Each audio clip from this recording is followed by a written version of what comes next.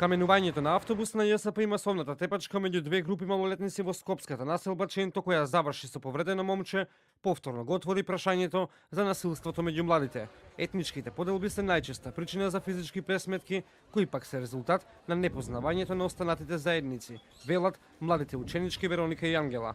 Меѓуетничките тензии според нив се уште постојат, а главниот извор за нив се политичките партии и нивните идеали. Секојдневно сме сведоци дека постојат тензии помеѓу младите, особено помеѓу меѓуетничките разлики.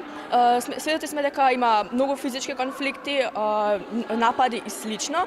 Моја животна цела може и на многу луѓе, а и во училиште, сакаме да изградиме еден мост кој што ќе нас сплоти. Сакаме да постигнеме да нема различности помеѓу нас, односно меѓуетничките проблеми, конфликти секојдневно да ги надминеме, односно тоа е нашата единствена цел. Во Скопје различностите се богатства. Ресорната министерка за образование Рената Десковска вели дека градењето атмосфера на нетрпеливост, будењето на национализам и меѓуетничката омраза изминатите неколку години беше потикнато од партиите. Новата стратегија за сеопфатно образование ја опфаќа и мултиетничката компонента, како и обединување на децата да следат заедничка настава, а не посебно во обделни згради, вели ресорната министерка.